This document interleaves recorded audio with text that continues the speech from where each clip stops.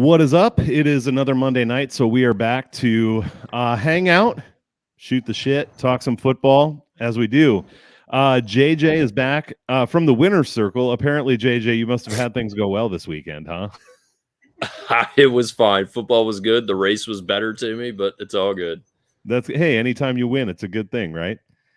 Yes, sir. And also tonight, a special guest, an old friend, and I have to say, old at least as far as my Twitter relationships go. Phil Nasons, who has been a good friend ever since I first met him. Phenomenal guy, long-term bettor, and just a fun guy to be around. Phil, thanks for jumping on tonight. Oh, it's my pleasure. Look, Yanni's wearing the Cleveland Indians. Look at this kid. It's prophetic. Yanni. It's prophetic. He's taunting Phil. No, you know what? I was going to wear my Cleveland Indians gear today, but because Miguel Cabrera has retired and the only true number 24 in Tiger history is Mickey Stanley, he actually helped them win a championship where Miguel never did. So we're honoring Mickey Stanley, my hero, today. And I was I was getting a lesson on who Mickey Stanley was before this stream started. So one of the greatest. You know, he played center field for the Detroit Tigers. He had several Gold Gloves. 1968, Mayo Smith says to him, "You're going to have to play shortstop. I need to put Northrup in the lineup." And I know this story because Jim Northrup worked for my grandfather in the summer. Anyway, Mickey says, "No problem. I can catch anything." So he goes to shortstop. He had a great series. He was my favorite player. And I remember he got hurt and Ron LaFleur took over in 1974. I cried like a devil. And then 2 years later, I cried when Tom Seaver retired, when he was traded. And I stopped caring about all of them that day. Well, anyway, I'm done now. Go ahead, guys. No, it's good. Number one, I was going to say, I think Phil and JJ need to do a show on baseball. It would be fun to hear you guys talk about that. I know next to nothing about it, so I can't contribute much there. But Yanni, glad you can jump back on as well. How was your week with NFL? Appreciate you having me. Can you hear me all right? Yeah, man. You're good. All right, good. My microphone's been giving me some issues there. It was a pretty good weekend. Nothing to write home about, but it was profitable, and that's what we're looking for. It's always good to be profitable. Well, hey, we're this week we're going to start with something a little bit different. We're 4 weeks into the season now, and so we've gotten to see a little bit more from these teams. And I thought it would be fun to just kick around who we think the top three and the bottom three teams are. I'm hoping maybe we can disagree some even. Yell at each other a little bit over this, but just something fun to kick it off. So we're going to start with top three teams in the league. And so give me your 3, 2, 1 in that order, and we will see how they line up. Yanni, why don't you kick us off with what you think the top three teams are, 3, 2, and 1 right now? Sure. If you guys know anything about my favorite wrestler, his name is Ric Flair. If you know anything about Ric Flair, you know that one of his mottos is to be the man, you got to beat the man. And I think when you're early in the season like this, that's a little bit about what I'm looking at when I look at the best teams. Now, obviously, I'm going to weed out the Bengals because I don't think they fall in that category right now during the season. But number 3, I'm going to go with the Chiefs. And, I know fresh recency bias. They didn't look great against the Jets. Mahomes looked very mediocre. There were some questionable calls. But the Chiefs have been there. At the end of the day, their defense is playing well. They have Mahomes. I still think you kind of have to dethrone them. So I'll put them at number 3. And then I'm going to the NFC for my 2 and 1. And I'm going to go. Right. Yeah, I'm going to go with the Eagles number 2. And again, same concept. They were there last year. I think, they kind of deserve that. And I don't think they're playing their best football yet. Obviously, they struggled with Washington on Sunday. They've looked okay at times. They've looked good. But I think, at the end of the day, they're a complete team, both sides of the ball. They've obviously been there recently. So I'm going to put them at number 2, and that leaves San Francisco at number 1. I think the Niners right now, if they get the production out of Brock Purdy that they're getting, and I think you saw he was 20 for 21 yesterday. That's insane. Obviously, it helps when you have the talent around him, but you look at that team, they've got offense, they've got defense, they've got coaching. they're really, I think right now, the team to beat. Now, does that mean they're going to win the Super Bowl? Yeah, I don't know. But I think right now I've got them number one in my rankings. All right, so Yanni's got Kansas City, Philadelphia, San Francisco. JJ will come across the bottom here to you. You agree with Yanni, or do you disagree on some spots? Oh, there you go. Generally, I have Buffalo still at the top. I had Buffalo right above San Francisco at the beginning of the season. They've only, kind of continued to carry that torch for me. But Buffalo, San Francisco, and Kansas City. Okay. So Buffalo in there, San Francisco, Kansas City. Phil, how about you? Top 3 teams for you in the NFL right now. Eagles number 3. They're playing as good as they have to for right now. Hopefully they can step it up for them. It's hard when you play against mediocre competition week in and week out, and they're much better. But you can fall in the trap of playing down to teams too. And I think if they don't step it up, they're going to have a hard time. The 49ers number 2. I would have them at number 1. But the only reason that I don't is because Christian McCaffrey does have an injury issue, a history, a long one. He goes, they go. Either way. So I've got them at number 2. And I've got the Kansas City Chiefs as number 1. I don't know anything about Taylor Swift.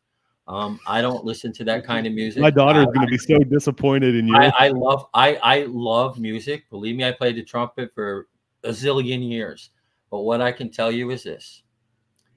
They're playing as good as they have to, but they're also looking decent while they're doing it. And he doesn't have a top wideout. He's got a bunch of mutts, reserves, and that's tough.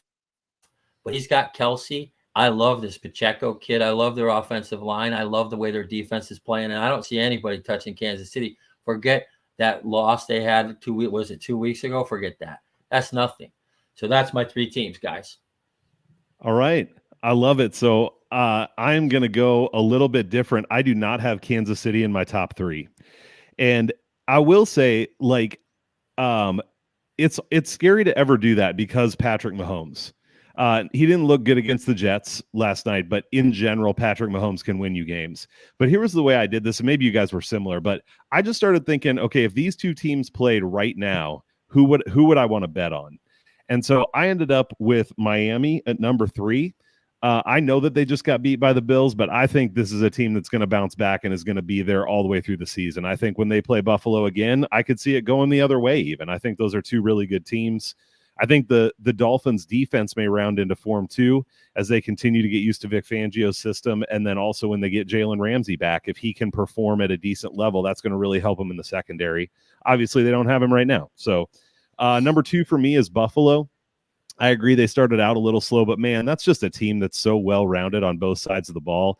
And I think that's what I want at the top, is a team that I feel like could win a game with their offense or win a game with their defense, which is why I go to number 1, similar to some of you guys, San Francisco for me. The coaching in San Francisco too is a big deal. Kyle Shanahan knows how to put a game plan together and knows how to play almost any team. I'm excited to see them play Dallas next week. I think that's a coaching mismatch, but the teams, it should be a good game. So that's my top 3. Sounds like where we place Kansas City may be the biggest disagreement, but yeah, as long as you have Mahomes and Reed and that history, obviously you can't count them out at any point. So, well, let's go to the bottom 3 since we didn't have too much disagreement there. Phil, why don't you start us off with your bottom 3 teams? Do save the worst for last. So 3, 2, and then, third from worst, second from worst, very worst. We could go 18 teams deep with this. There's some pathetic football teams out there. And it should have been the bottom 18. You know what? You know something? They screwed this whole thing up when they messed with the preseason, because these coaches aren't even thinking about games 1 through 5 anymore. They're thinking of games 6 through 17. And wherever they are, games 1 through 5, they'll take and build from that. So with that being said, the worst team, the worst for last? Yeah. All right, so I'll put the Patriots as the 3rd worst team in the league. Bill Belichick, he hasn't figured out how to cheat yet. And you know what? I've come to the conclusion, and that's years ago, yes, he screwed my Jets. Yes, and it's not the first time he's done that. Everyone knows this. But the bottom line is with the Patriots is we're finding out right now that Bill Belichick is basically Greg Popovich. He wins with the GOAT, but he don't win with nobody else. So there's my third worst team. Now my second worst team is the Denver Broncos. Sean Payton needs to shut up. He should be coaching Ohio State, what he should be doing, because he pops off just as much as that other guy, Mr. Hang 100 on Ryan Day. Same kind of thing right there. Honest to God, Russell Wilson should be going to church every day and begging God to forgive him for the things he said about the Seahawks. Because if it wasn't for that coach over there, that kid ain't nobody. He ain't with Sierra. He's with Sia from the hood. That's who he's with. Now, number one, and this is a beauty. Yanni's laughing. I'm getting back into radio days, Yanni. Justin Fields and the Bears are the worst football team I have seen in quite some time. And it's not Justin Fields. He's got the same problem his college coach did, popping off. 4,000 yards. The kid hasn't thrown for 300 yards in any one game. And now he's going to throw for 4,000 in a season with no receivers, no offensive line, and nothing else. And a coach who is probably not a very good choice for head coach. So there's my three. Phil, I have missed your commentary. I love calling Belichick Greg Popovich. That's some good stuff right there. JJ, are you frozen? Because I feel like you. Oh, there you are. He's outside enjoying the evening. He is outside enjoying the evening. Can you hear us, JJ? Absolutely. Can you hear me? All right. Yeah, you're up, buddy. So I kind of have a steep drop off between worst and second worst, down to like a cluster of about 4 or 5 teams. And I think hit the nail on the head. There is a lot of supremely subpar teams right now, as of through 4 weeks. And I think, your observation with kind of losing that last game in the preseason and then, seeing a lot of unfocused teams, even some of the better teams being unfocused in week 1. But it still doesn't necessarily change this bottom tier, even the second to bottom tier. I'm going to go ahead and say my third to worst is Pittsburgh. And they've dropped quite a bit for me from, about 4.5 points from coming out of the preseason to where we are going into week 5. And whether it's this offensive coordinator, obviously he's catching a lot of flack. I hear a lot of Pittsburgh, sports information out this way. A lot of disgruntled fans and analysts with that. But, I don't know if Pickett's the guy. The defense is, kind of getting worn down, I guess you could say already. But I've got them third worst. But they're right there with a team that's yet to play tonight, which is the Giants, even a team like Las Vegas, Denver, New Orleans, cluster right there of all those teams. But the drop down to the second worst, I'm with Carolina. I just, it's tough. Bryce Young, I don't know. He's still a rookie, so he's got time to work things out. But at the end of the day, he just does not look right in the pocket. He's got a really bad team surrounding him. And if you kind of want to go toe to toe with, Bryce in Carolina compared to say CJ Stroud in Houston, a couple teams that I don't think there was a whole lot of, hope for this season with the rookies. Again, Houston could certainly regress and drop off and go back to where they should be. But they're showing a lot more spark. They're showing almost as if the coaching is a huge mismatch there in terms of what D'Amico's getting out of them. But I got to go Carolina at second worst, and I think it's probably going to be a consensus or close to consensus with Chicago. They continue to drop like a rock. I had them as my third lowest team coming into the preseason, and they're probably going to continue to be the worst team throughout the season. All right. Good breakdown there on those three. Yanni, any difference, or how are you feeling about these bottom three? I'm pretty much aligned there. I kind of like JJ. I narrowed down that third to worst team to about 3 or 4 teams there. You guys mentioned Denver. I think they're up for grabs. I actually toyed with the Steelers here as well. But I ended up, I think in who knows, maybe here in about an hour, they'll change my mind. But I actually have the Giants as the third worst team.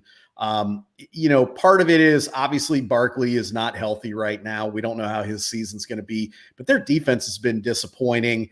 Dable has not been able to really get the offense going. And I think it goes down to what we said in the preseason, which is they just don't have a lot of playmakers. I mean, they were hopeful that Waller was going to come in and make an impact. He hasn't really been able to do that. And at the wide receiver position, they have half a dozen guys. I mean, none of them are bad, but none of them are good. And, I think it's hard in today's NFL to win. So I'm going to go with the Giants there. I'm going to go with Carolina second worst. I think it's painful watching this team, and when you watch their film, it's like everything is so laborious for them. They have to try so hard to get a first down. It just, nothing comes easy with Bryce Young. And then, as a result, and they've been injured too, I think as a result, their defense struggles. And then obviously I don't think I need to go into too much more. I mean, the Bears, I think, are probably pretty consensus bad. And to me, that isn't a huge surprise. Like JJ, I kind of had them third worst. I think the most shocking thing before I turn it to you, Tasty, is how we're not talking about the Cardinals in one of these positions after 4 weeks of football. And, going in, I think consensus was they were going to be the worst team in the league. And, they're out there fighting every week. So I think that's kind of interesting that none of us brought them up. Yeah, I'm pretty much with you guys, although I toyed with putting Arizona at third from worst, actually. I still just think they are fighting hard, and I wouldn't want to play them now. What I'm curious to see is in the next 2 or 3 weeks, if they continue to not be able to win, does that talent level, do they just get demoralized a little bit? And I don't think the talent level is there. So I can still see them ending up with the 3 wins that we talked about ahead of the season. But they've definitely, if you're a Cardinals fan, which I don't know any, but I'm assuming they exist, you have to be pumped about how they've come out and fought against some really good teams even. So yeah, props to the Cardinals. I had Chicago and Carolina in the bottom 2. It would be a toss-up to me if those 2 teams played. They both suck. So all right, well, Pig's given us a bunch of shit for doing top 3 and bottom 3 lists, so we're going to move on to talking about actual games here. We're going to start with the Thursday game, and then we'll get to the top game of the week with the Cowboys and Niners second. But let's start with the Thursday game, which is those Bears we were just talking about going on the road to Washington. Right now the line is -6.5 for Washington, and the total is 44. Yanni, when you look at this first game, we've just been talking about how bad the Bears are. Does that mean the right move is to bet the Commanders? I don't think so. And I mean, we saw the Bears this week, and listen, Denver and Washington are a little bit different tiers at this point. Obviously, Washington's defense is far superior to Denver's. But, we saw a little bit of signs of life from that Bears offense. Fields was able to make some things happen there. They played a close game. I would not be shocked if this game ends up close. Now, if you asked me and said you have to bet the side, I would take Washington because I have no confidence in the Bears at this point. But I don't have a lot of faith in that. To me, though, the last 2 weeks I haven't hit the teaser, but this is an automatic tease spot for me. I don't see Washington losing this game at home. I think that they're going to win. So it's 6.5. That's going to fall into a tease for me. Yeah, makes sense. JJ, same for you, or would you go the other way? No, I can't go the other way. I would be fine with laying 6 or so if I had to, but I'm probably going to stay off the game. All right, Phil, how about you? You feel strongly about the Bears and the Commandos? I feel nothing for this game. I'm fading. This is what's called a sucker bet. Kind of like the Sunday night football. Long time. I've been trained by some of the best ever, and I'm going to tell you something. This is a sucker bet. Leave this one go. You know what? Be entertained with Justin Fields, and this will probably be the Bears' coach's last game if they lose. He'll be gone. But I'm fading this. I'll watch college football. More fun. They let them play. And quite frankly, you make a lot more money betting college sports than you do pro sports anymore. Real hard to beat the juice. 15-cent lines? Come on, guys. Anyway, fade. Hey, I got a -108 line I'm going to talk about here, Phil. So you just got to find the right lines. So yeah. there's 2 things that interest me in this game. One is Washington's team total over. Until the Bears show that they can play any semblance of defense, I'll probably just, and especially because Washington's looked pretty good on offense. As long as Sam Howell doesn't stand back there for 14 seconds holding the ball getting sacked, and even if he does, they're still putting up some points. But what I bet here already at minus 108 was over 43.5. You can still get 44. Yanni, you talked about how the Bears offense showed some signs of life, and I think it's possible that they uphold their end of the bargain here and that this game ends in the mid-20s or even up to 30. I don't see there being a ton of defense. If there is, it's probably on the Washington side. But I'm not interested in betting either side here. It just feels like Washington's not a great team, and at some point they're going to probably lose a game to a bad team like Chicago even. So I'll be staying off the side for this one. If anybody ever has any last comments, please just jump in too. You can cut me off. I have teenagers. I'm used to that. So I do it all the time. yeah, it's good. I appreciate it. That's what we should do. All right, let's go to a game that is more fun, and that is the Cowboys going to San Francisco. Man, this is two teams that have been near the top of the league so far this year. Right now, you can get Dallas plus 3.5. And again, line shop, the juice is different places. Total around 44.5 or 45. Phil, you were not interested in the last game. Do you have any interest in this one? That's the Sunday night game. I don't touch those either. All right. Those are the catch-up games. See, that's the difference. You see, pro gamblers don't bet every game. I'm not a pro gambler, by the way. I don't have the stomach for it. I'd rather be out on the court playing for 5-10 grand a set. Can't do that anymore either. But this game here is a loser all the way because you don't really know. Who has the edge in this game? Honestly, who has the edge there on the Sunday night game with the Cowboys and the 49ers? Cowboys defense looked a lot better. Quinn fixed them after they made big adjustments. That Dallas team is good. That coaching staff, see, you mess with their head coach. There's a reason he's the head coach there. They've had injuries. When you lose your starting quarterback, you're going to have problems. And then you got a head case like CeeDee Lamb over there. That's a big problem. Then you got the other side, the 49ers. That defense, their defense is stout, but I think Dallas's defense might be a little better. But I'm fading this game. I'm going to leave it be. Maybe I catch it live if I'm still awake. But more than likely, I'll be recovering from a great Saturday afternoon of college football, and I'll just be in relaxation mode on Sunday. All right, JJ, you have any interest in this game? I think, like Phil said, these are two good teams, so maybe hard to find an edge. Potential, well, I don't want to leave Philly out, but potential NFC championship candidates, although, sorry, Pig, but Dallas and the coaching staff has to prove it. But in terms of, we talked top 3, top 5, Dallas was right there below San Francisco for me. So, that lines up fairly well with how this game has been, posted by the books here around, what is it, still 3.5, 3, something like that? 3.5, yep. So, definitely not in the business of trying to lay the hook here against a quality defense. If anything, I would look under, probably in that 41.5 to 43 range. So I think there's still some quality below, getting a total above the 44, something nice and ripe, like 45.5, especially in prime time. These are elite caliber defenses, so you have to factor that into play. And some of the comments earlier, I guess that is a pretty good question, is what is San Francisco without CMC? Surely they do have Ayuk, Debo, etc. But there's no hypothetical in this week. But in terms of long term, we saw just how much ran through him. And I think going into week 3, there was even talk of, trying to share the load, trying to take a lot of the carries and touches off of CMC's back. And we didn't see that last week, but still, I'd go under if anything. Yeah, we're going to not give CMC the ball as much. Hey, go run for 4 touchdowns and touch the ball every other play. Basically. It was good for DraftKings, I can tell you that. I mean, Yanni was right. I think he was 51.6, something like that. So when you paired him with Purdy, that wasn't too bad. Yeah. He got me my first decent DraftKings cash of the year. So I was thankful for that. Yanni, you see any edges here?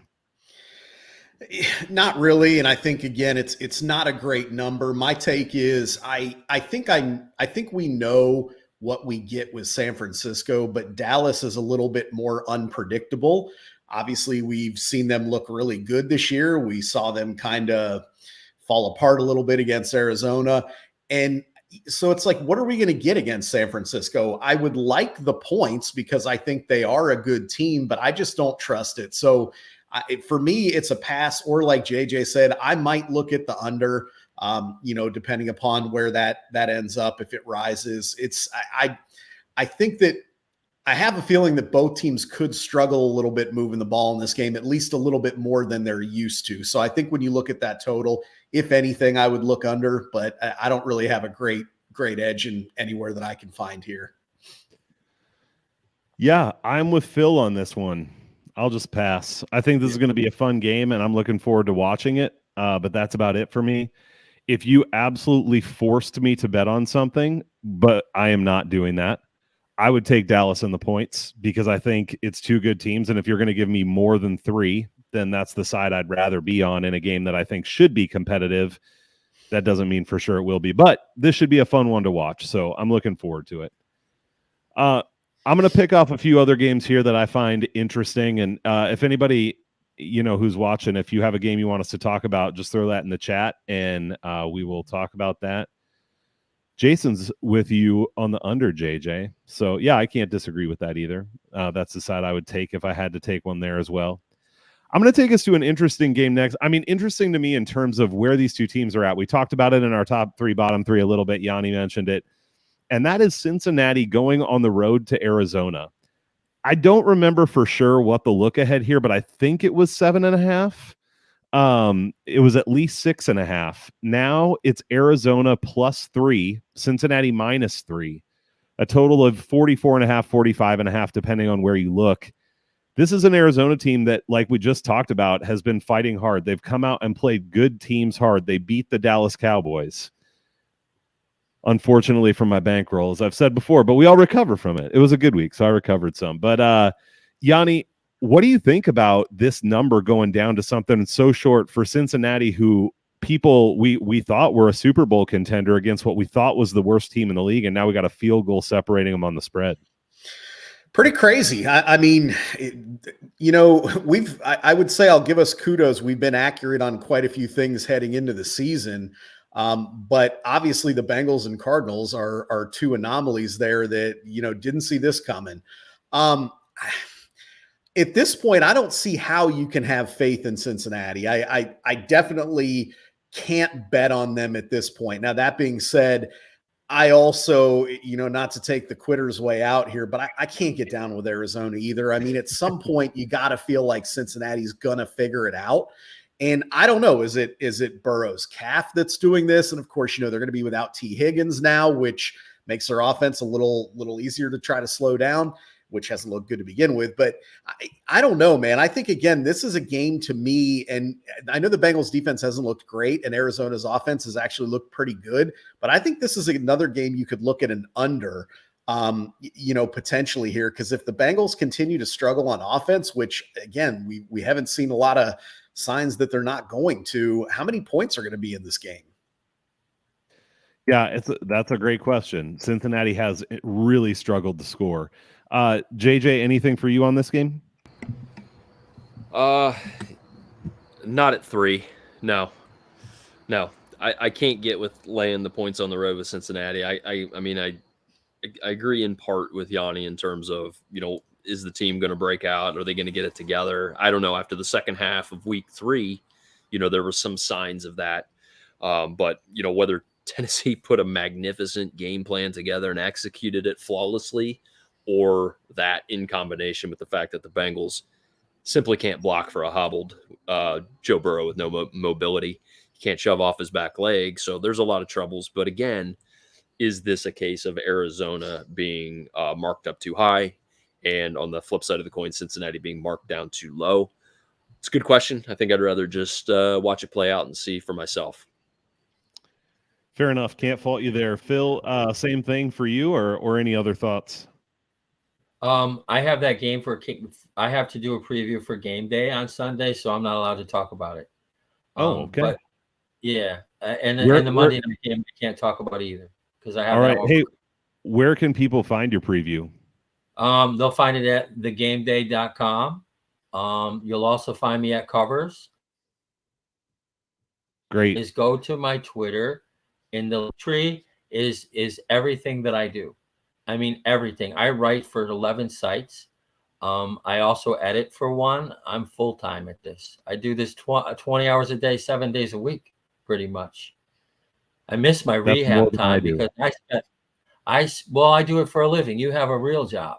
I'm retired, so I can do what I like. And I love writing, so it's fun for me to write 20,000 words a week. And if you go on BetStamp, you'll see that I win too. The information is good enough where I win. Tennis was great this year. And since I can't do it on my two legs anymore, I have to do it from the seat of my pants. But at the end of the day, this Bengals team, I expect them to probably muddle through Sunday. But when they come home, that's when you're going to step it up. It's that 5 games I told you about. I had a head coach tell me this 2 weeks ago, one of the people that you guys don't speak too fondly of sometimes. And he told me it's a 12-game season. And that's a fact. They have no idea what they have until game 5, and they start from there. The preseason has messed them up. They can't hit anymore like they used to. These kids can't take hits anymore. So it's tough.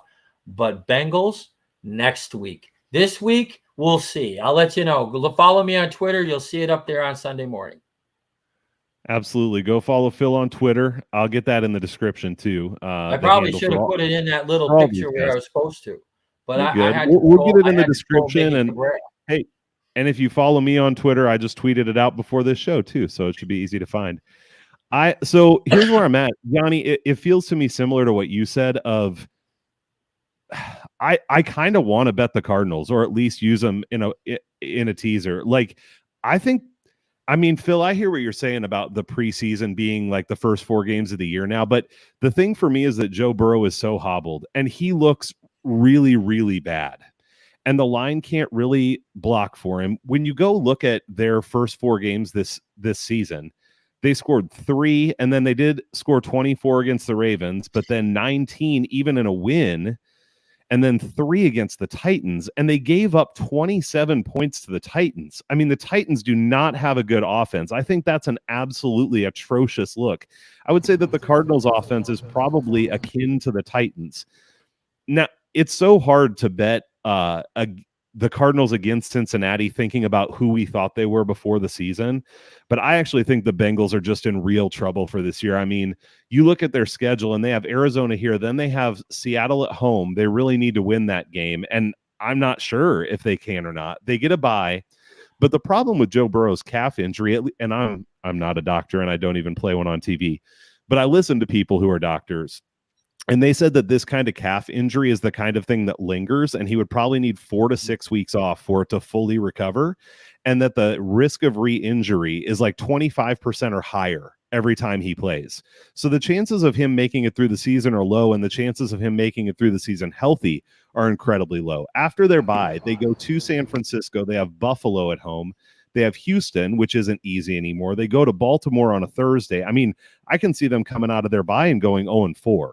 So that doesn't say anything for this week, but I think this Cincinnati team is toast. And maybe by me saying that, I'm giving them, the mush on Cincinnati unders that's needed for them to start winning some games. But man, they've just been bad on defense. Joe Burrow can't move. They can't do much on offense. I think if I had to take anything here, I would take the Cardinals, but I probably can't get there yet. So I'll stay off of it. Well, and we saw this with Cleveland yesterday too, which is top tier defense, granted probably playing, arguably a little bit over where you expect them to be full season. But when your offense can't stay on the field, right, your defense is going to suffer eventually. And not saying that Cincinnati's defense is, at that caliber and that tier as Cleveland's, but, a decent defense, a good defense, playoff level defense is going to look like crap when you're going 3 and out and getting the, turning the ball over and all that sort of thing. So it all kind of comes back to this Burrow and the offense issue. It just has a cascading effect on the entire team. Yeah, that's a great point. I agree. I don't think we can understate, and it's easy to say this looking at it now, but the loss of their 2 safeties on defense, they look out of position regularly, and I mean, last year you didn't see that with that team. So you start looking and saying those veteran safeties replaced with younger guys, maybe not as good, whatever. And I can't understate that T. Higgins injury either. When you look back the last 2 seasons, rarely did Chase and Higgins blow up in the same game. It was usually one or the other. And now with Higgins out, it's like if you're a defense, you can line up with Chase, and it's like, who else is going to beat him? Does Boyd have that capability anymore? Probably not as a number 2 type receiver. And I don't think they have enough depth behind it. Big Irv. It's Big Irv season. Big Irv can't get on the field either. So. I know. I had to throw it in there, Yanni. What did we say too when we talked about Irv before? We said, hey, maybe this is the year he can stay healthy. Well, obviously not. So obviously not. Yeah. Phil, do you have something else on that? I do. You know what? You brought up Boyd. Boyd's going to get some touches. He's going to get some targets this week. Look at his prop. That's where you get these. What you want to do in these toss-up games, these toughies, is look for the props. Look for the second and third receivers, because those are the guys that get the action. Now, Chase, I don't know what his prop is going to be, but it'll go over. That's all I'll say. All right, next up, I guess. No, I like what you guys said about the Bengals. However, I do disagree a little bit with you. I think they're going to be just fine. Phil, I like it. We should put a bookmark in this, and then we'll see what happens. The show's more fun if we disagree. Man, they've been doing that to me. Look, man, they've been doing that to me since 2009 when I was hosting that national show on Armed Forces Radio. They've been bookmarking my stuff, and you know how many times, go follow my threads and tweets. You know how many times I've been busted cold? 0. I didn't. Sounds like a steak dinner. Sounds like you guys need to put a steak dinner on it. Oh, we should. I would be willing to pay for a steak dinner if I ever got to hang out with Phil anyway. So we can't do it in the United States because steak is too expensive now. We'll find another place. Breathing and everything else, right? Boy. All right. Who's all next? right. Well, let's go. Here's another game that is interesting to me, and that's the Philadelphia Eagles going to the Rams. And Philly minus 4.5. Which, again, I think when we think about the tiers that these teams are in, I feel like I have not been right on the Rams, especially on the offensive side of the ball. And I just want to talk a little bit about what being in Indiana, I, of course, get treated to seeing the whole Colts and Rams game, which actually did end up being fun this last week. There was a nice comeback there. But I tell you what, when Matt Stafford has time back there, he just slings it around and hits people all over the field. I mean, it's crazy to me how Puka keeps getting so open. When they show him running routes, it's like it doesn't even look insanely special to me, but somehow he's wide open every time. Oh, there we go. But then in the second half, there starts to be some pressure. Stafford gets hurt. This is the thing that I've been worried about, is Stafford isn't mobile. The offensive line isn't good. I mean, Indy didn't even have DeForest Buckner and some of their rush in place, and they were still getting to him. When they play a team like the Eagles that actually can put pressure on, I'm afraid that he's not going to make it through the game. So I would say that I have really been impressed by the Rams, especially on offense. I think Sean McVay has done a great job of coaching this year. The Rams have been better than I thought they would be. And honestly, if I knew Stafford was going to be healthy for this whole game and be in there, I'd consider the points, because Philly hasn't been playing that great. And I do agree that they're going to get it going eventually. I think Philadelphia is a great team. They're the better of these two teams. But in LA at this point in the season, 4.5 points, I would lean that way if I knew Stafford would be healthy. But since I can't count on that, I'll have to stay off of it. Yanni, how about for you? So I'm a huge Stafford fan now. I don't know that I would say that throughout his entire career. He's just kind of a guy. But when I watch what he's doing now, and we talked about this a week ago, it's really impressive. And you mentioned McVay. What is this league so often about? Coach and quarterback. If you have that, you have a shot. And we kind of talked about the Rams in preseason and said, hey, if these guys are on the field, they have a shot. Now, do we think they're going to be on the field all year? Or are they going to, what does the second half of the year look like? That still remains to be seen. But I mean, as long as Stafford's out there, I think he gives them a chance. But one thing that's interesting here, and I don't know yet if there's a particular reason for this, but if you go back at all of the Rams games this year, they've played well in the first half and then kind of fallen apart in the second half. We saw it against Indy last week. We saw it against the Bengals. I mean, I don't know why. I haven't been able to pinpoint exactly why. I don't know if that's a scheme thing where they have kind of the first half mapped out and then in second half it whatever. I don't know if teams are adjusting, but I think what you said is what worries me for the Rams here. And this is why I would potentially lay the points here with the Eagles, even though the Eagles have not turned it on yet. It's exactly what you said. I feel like if they want to get after Stafford, they will. And I know that it wasn't impressive against Sam Howell, but I think that this offensive line for the Rams is substantially worse than what we saw with Washington there. And I just think that we're going to see domination on that side of the ball to where I just don't think as good as Stafford is. Maybe he can make some plays. Maybe they'll, move the ball a little bit. But to me, this is just too big of a match here. And, we've talked to the Rams don't really have a home field advantage. There's, a lot of that. So I just think to me, when I look at this number, the Eagles should win this game and cover that line. Doesn't mean they will, obviously. That's why it's a bet and that's why it's gambling. But I like laying the points here just because I think it's a mismatch. And the last thing I'll say is if you don't like that, if you want to buy into any of that Rams first half stuff, you could potentially wait and do a live bet later. Maybe the Rams are hanging around or doing well in the first half. Maybe you jump on the Eagles late if that's the approach you want to take. Yeah, I don't mind that either, Yanni. I mean, that's definitely something I watch for across the board with the games is opportunities where live betting makes sense. And if it goes that way, that feels like one where it could be, especially if you see that Philly's getting some kind of pressure, right? Like even if Stafford is making some plays, but kind of just barely, that could be something where they start to get more pressure in the second half too. JJ, how are you feeling about the Eagles this week? I got to wait and see. I mean, I think Philly is the side. As far as my pure numbers, ratings go, I think they're too influenced by what Phil said at the beginning, which was, this team, the Philly team, has played enough to win, right? They've played all four of their games enough to win. Last week was a pretty significant scare.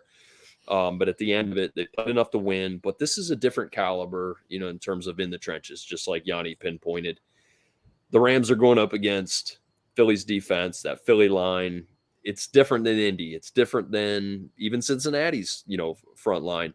So I think from front to back in terms of Philly's defense, totally different caliber for the Rams to go against. And if Stafford is compromised, if he has a risk of being knocked out of the game, then forget about it. I mean, we're talking about possibly a runaway here. So I'm going to be on the sidelines. I think raw numbers, I would take the 5 or wherever it's at now, but I know better. We've been through 4 weeks. Now we're starting to get into a little tougher part of the schedule for the Rams. Phil, what do you think about the Eagles? I fade this one too. I play this one in game. I don't make a lot of NFL bets, but you guys already knew that, right? I don't like to bet on pro sports. I coach pro athletes. I know how they think, and I've worked with pro coaches in the NFL at tennis at sports academy. So I've met a lot of them, and they all say the same thing. The worst thing is, it's not so much flying from West Coast to East Coast. It's East Coast to West Coast, because your body's in a different time zone. I know this from tennis. We flew 35,000 miles in January one year. And I didn't even know what town I was in. These guys only have to do it once. But the thing is, and this is the part where I pause, and maybe I go a different way than you guys, but I'm thinking if the Rams get off to a fast start, you're worried about things you can't control, like injuries. Matt Stafford, I have one NFL football jersey. One. Matthew Stafford from the Lions. I love that kid from day one. Love that kid from day one. He had such a crappy teams. He had the Megatron, big deal. You know what?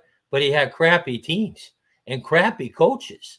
I mean, look at what he has now. It's not much better. I'm not a fan of the kid in LA. I don't really dig what he says. I don't understand him, maybe. He speaks a different language than the English I learned. But that being said, he's going to want to smack the Eagles. So they're going to come after him hard early. So maybe what you want to do is look for the first half spread and take the points if that's available to you. I guess that would be the route I would take on Monday evening. Yeah, that's something to look at too. I was going to see what first half is if you get the it's 2.5, which is, although it's 2.5 at plus money. Well, we always take plus money. That's another thing. Twitter, gambling Twitter. Stop betting so much juice. When I booked in the streets in Vegas, I used to love making people lay 120 because I would win all the time because you can't beat the juice. And y'all are betting into juice too much. Sorry. It is easy to bet a lot of juice, or there's plenty of lines that are juicy out there. So that's why you pack. Yeah. Hey, one other comment on this game. It does sound like it's possible Cooper Kupp will play, from what I've heard. So who knows how big of an impact that makes? Obviously, he's a great player, but just coming back from an injury, it's hard to say. But Puka, though, Puka right now is the third or fourth favorite to win the Offensive Rookie of the Year. That column will be out tomorrow. You can find that on Twitter. I write that every week along with the Heisman one.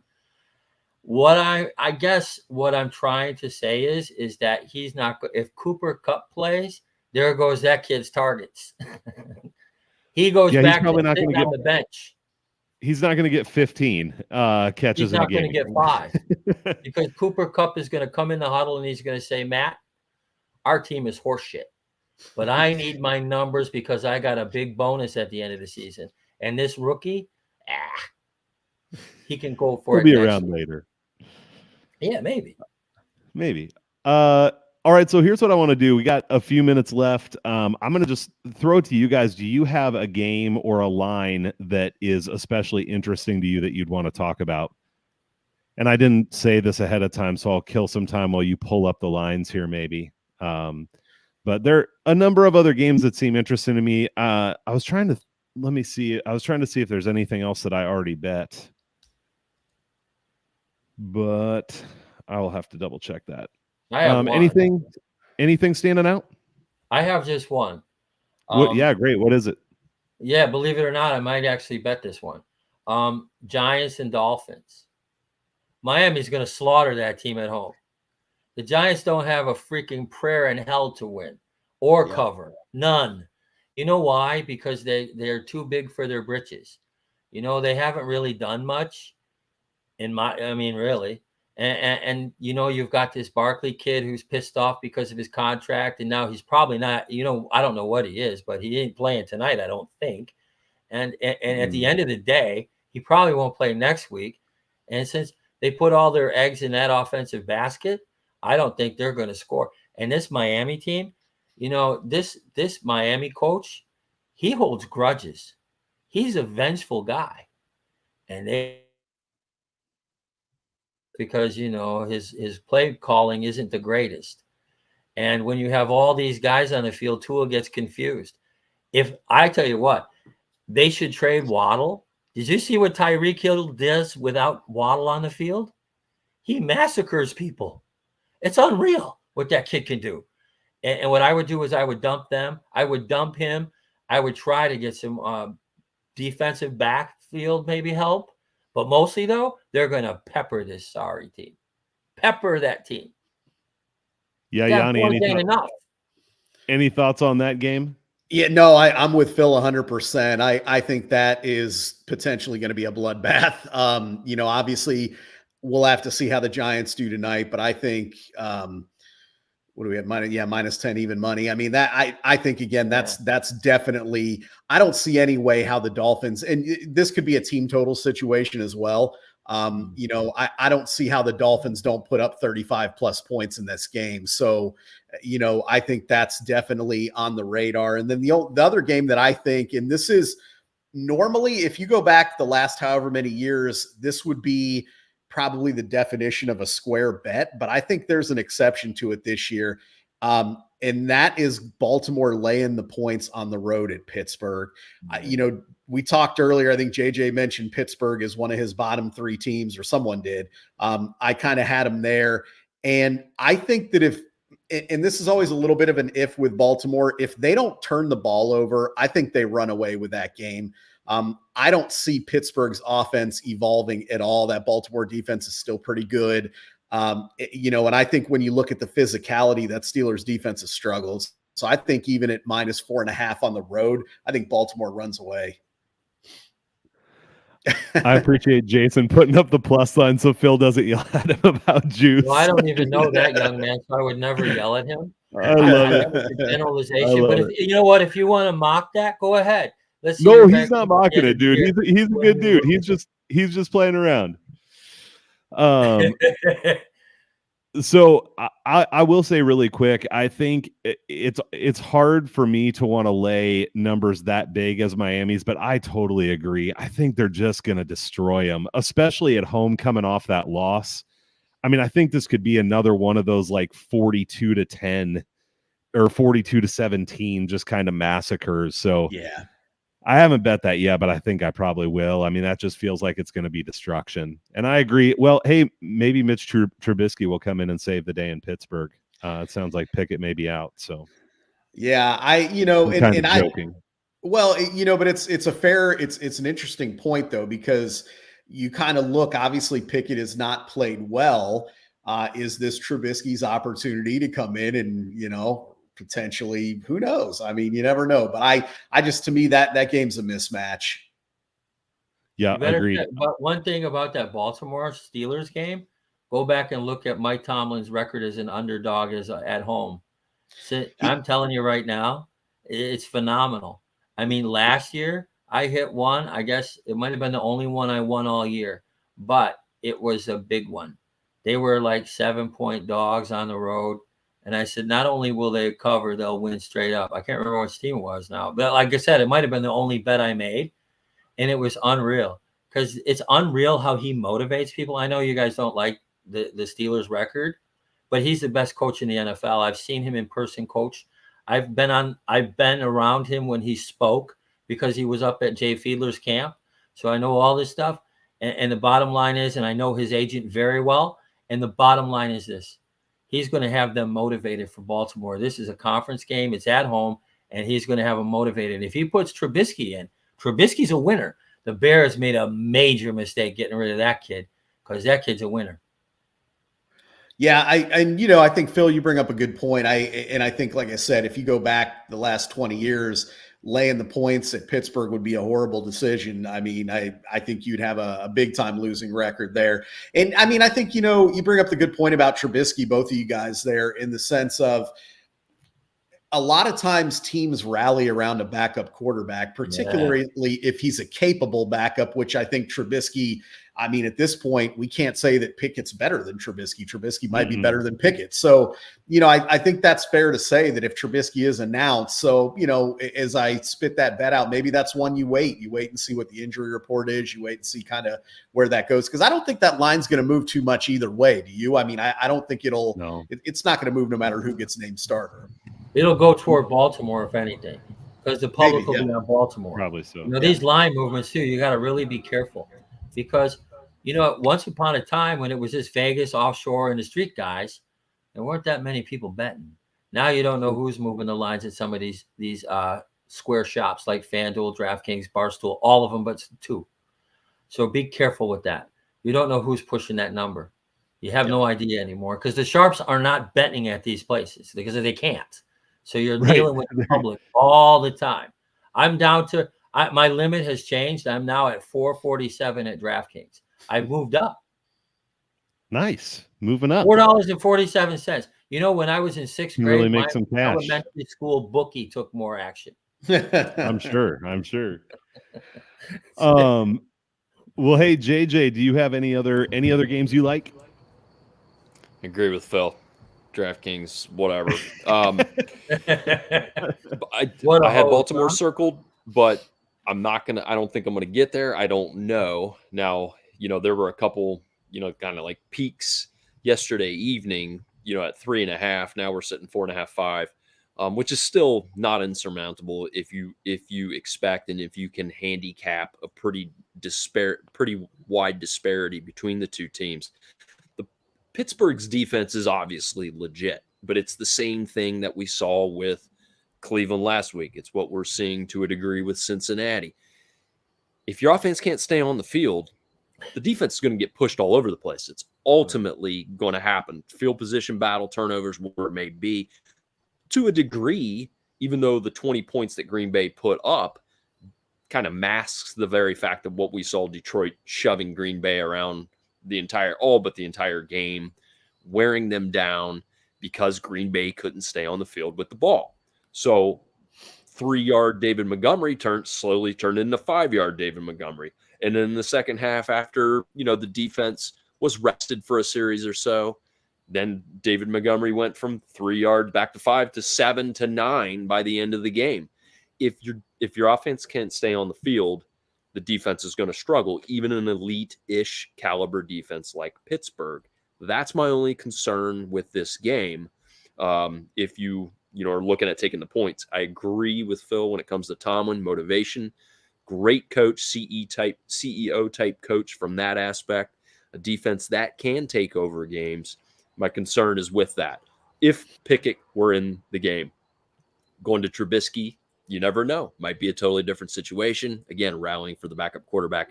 There's just a lot swirling around that cloud with this game.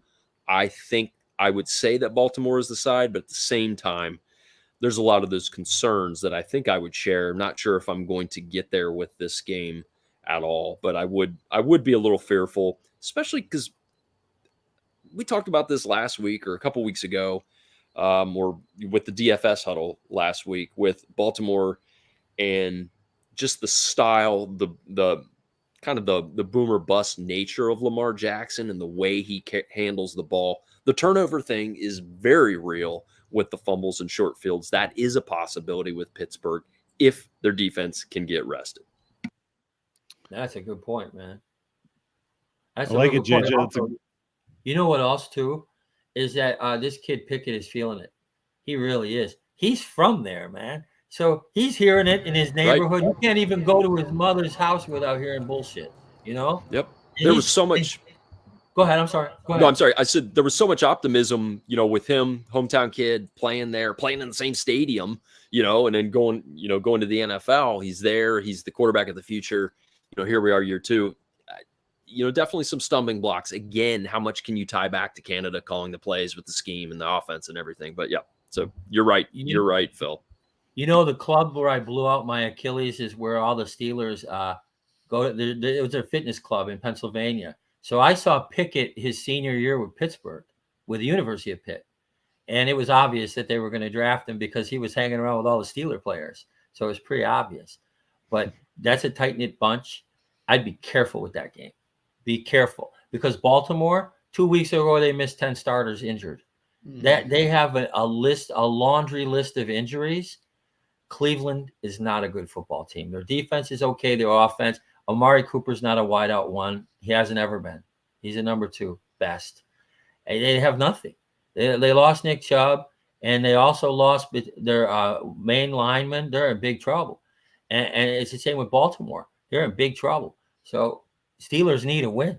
And like I said, I always look at that underdog record as a coach. And Tomlin's the only one that you can really do that with because he's been there so long, since 2007.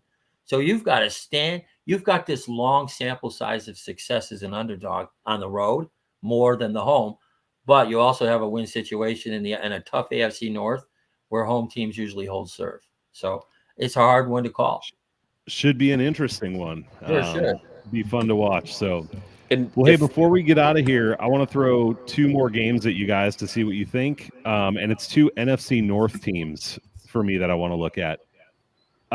Hey, JJ, I think, can you mute when you're not talking? Because I hear myself through your feed. Thanks.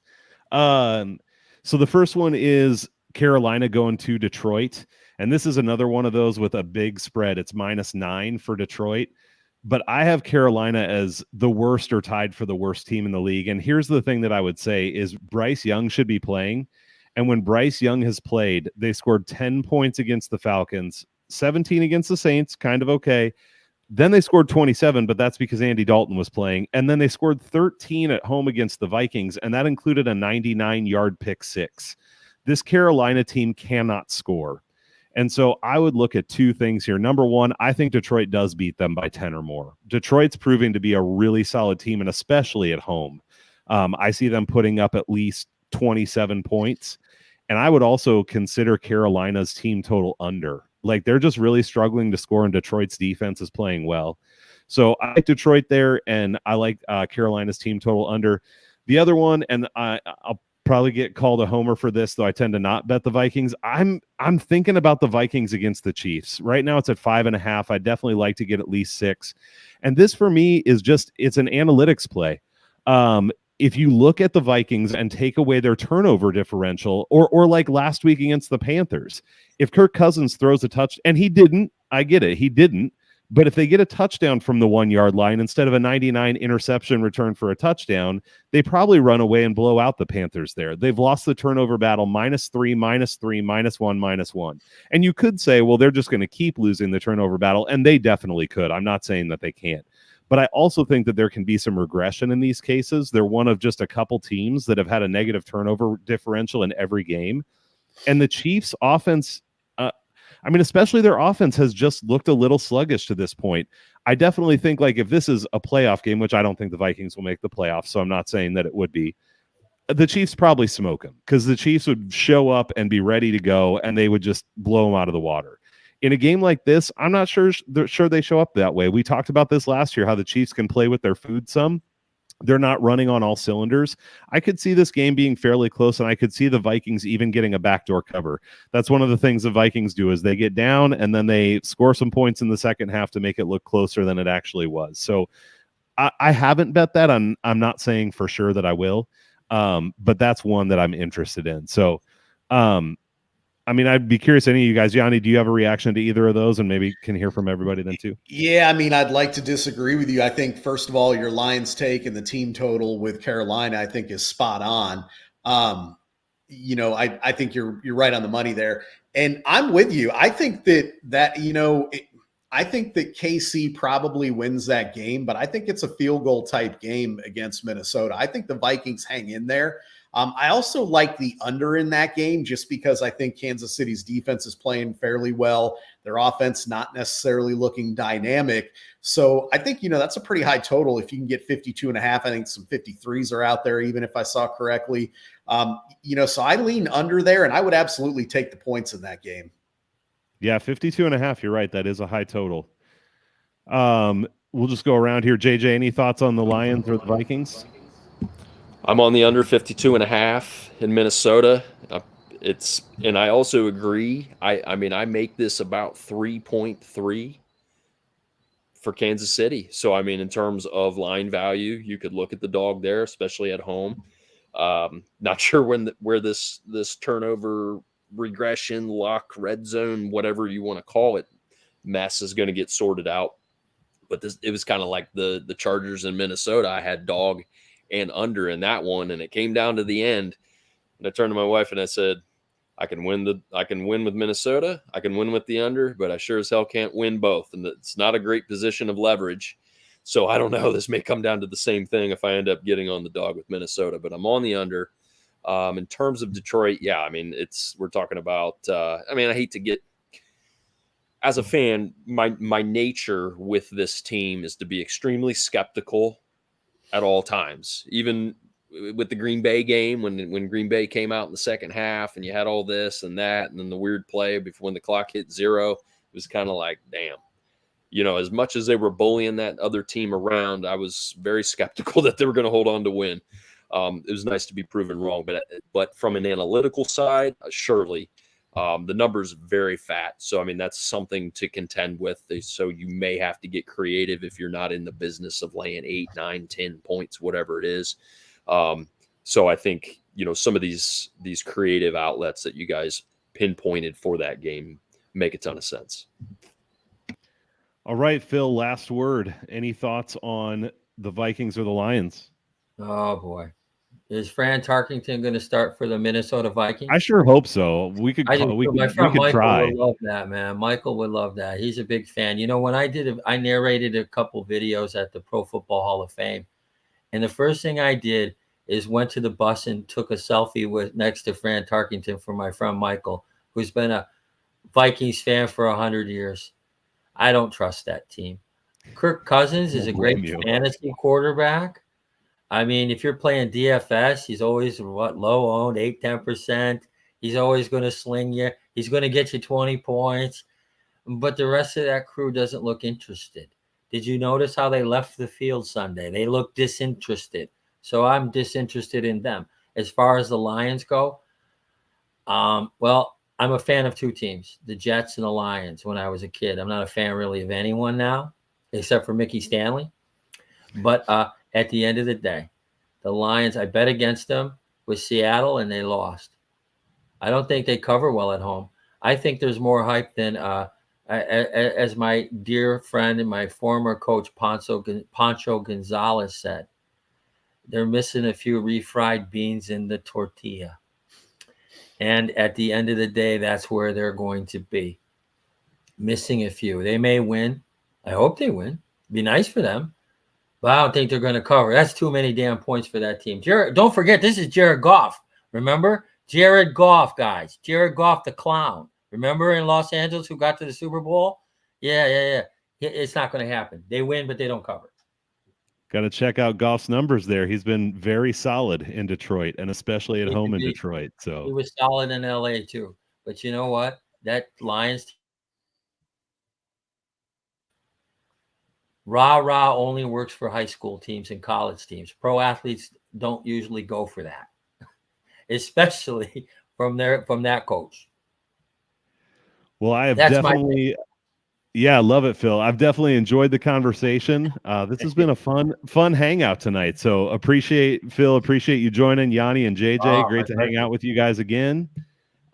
Check the description for where to follow and find all the stuff from all of these guys. I will get that updated and out on Twitter as well.